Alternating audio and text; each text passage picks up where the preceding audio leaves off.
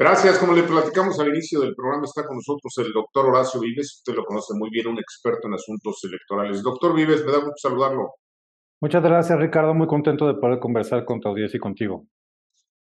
Doctor, destazar al INE, ese es el lenguaje grotesco que utiliza el secretario de Gobernación para darle el golpe final al Instituto Nacional Electoral, según la prensa de hace unos días. ¿Qué opinión le merece esto? Pues mira, creo que desafortunadamente el adjetivo es preciso en términos de lo que se pretende con esta legislación que ya tiene media aprobación y que faltaría eventualmente por aprobar en la colegisladora. Como se ha señalado de manera muy puntual y muy precisa por parte del Instituto Nacional Electoral, los consejeros en las conferencias de prensa que se han celebrado en los últimos días, pues justamente haciendo un diagnóstico muy claro de cuáles serían los riesgos que tendría en efecto que se aprobara esta iniciativa de reforma electoral conocida como el, Plan B. el Plan B, que por supuesto no cuenta con ninguna clase de dictamen técnico, sino que parece más bien una sumatoria de decisiones que en efecto tienen que ver con arrinconar las posibilidades del INE para que pueda cumplir con la función constitucional de celebrar elecciones limpias, transparentes, abiertas y que técnicamente tienen una enorme complejidad. Platíquele a la audiencia, doctor Vives, si es tan gentil, qué significa en detalle, en dónde, qué partes específicas afectarían los derechos ciudadanos. Bueno, quiero hacer un comentario general de contexto para ubicar de lo que estamos hablando. A ver, en un país donde a lo largo de 100 años hemos tenido pocas continuidades y algunos éxitos como Estado, considerando los grandes desafíos y problemas que hemos tenido como país, y me refiero a después de que terminó la revolución, pues todos los problemas que hemos tenido como el movimiento del 68, crisis políticas, económicas, sociales, la llegada con fiereza del crimen organizado, inclusive en la pandemia, son muy pocas cosas que podemos decir que hemos tenido como éxito, y eso se refiere a la celebración de elecciones federales de manera ininterrumpida cada 3 años. Y además, durante buena parte del siglo XX, pues estas elecciones eran controladas por un árbitro amañado, un árbitro a modo, de tal manera que teníamos certeza en el resultado, sabíamos que siempre iba a ganar el candidato del PRI, e incertidumbre en los procedimientos. Bueno, esto empieza a cambiar con las reformas electorales de los años 90 y la consolidación de un árbitro electoral eh, autónomo. Creo que esto es lo más delicado que podemos perder, que el árbitro no tenga autonomía para poder celebrar elecciones limpias y que reflejen la voluntad de la ciudadanía. Esto creo que me parece que es lo más grave, que la ciudadanía con su voto decida cómo se deben de formar gobiernos y parlamentos. Esto de entrada me parece lo más importante que está en peligro, porque esta narrativa del fraude no se sostiene, sino solamente la recrean los promotores de la reforma.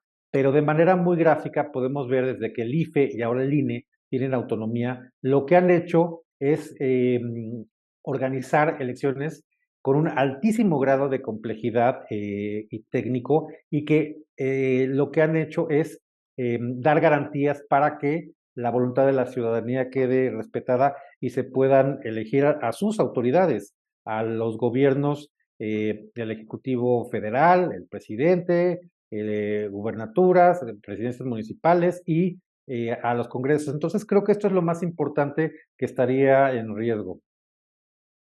Vamos a, si me permite, doctor, especular brevemente. Vamos a suponer que se aprueba este plan B, este llamado plan B, y que, bueno, pues ya no hay más recursos posibles y se pone en práctica en una elección. ¿Qué tipo de elección estaríamos viendo? ¿Estaríamos regresando a los viejos tiempos?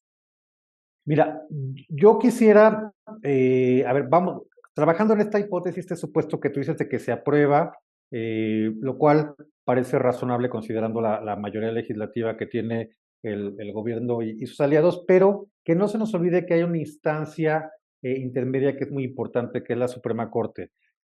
Sabemos que ya hay acciones de inconstitucionalidad y que esto necesariamente va a pasar eh, por el ámbito de la Corte y que como máxima instancia yo confío en que son de tal cantidad, variedad y gravedad las inconstitucionalidades que hay en la reforma que se propone que la pueda tirar.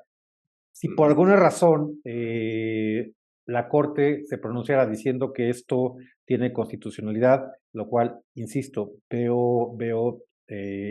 sería extraño que pudiera ocurrir algo así.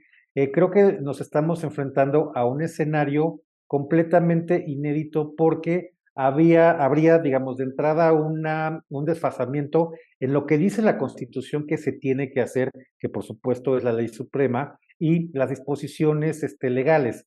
De tal manera que se me ocurre que la primera acción que se tendría que tomar ya de cara a una legislación aprobada es como en su momento ocurrió con la revocación de mandato. Se acordará la audiencia, Ricardo, que había, digamos, una disposición legislativa de cómo celebrar la revocación de mandato y por otro lado chocaba con las disposiciones constitucionales. Entonces, en esa lógica, lo que hizo de manera adecuada a mi juicio el INE, su Consejo General, es tener absoluta certeza de que sí se podía hacer y que no, y esto avalado, por supuesto, por el Tribunal Electoral. A lo que voy, Ricardo, es que estaríamos en un escenario inédito de mucho riesgo en términos de dar certidumbre a la ciudadanía sobre cómo celebrar las elecciones, porque la legislación,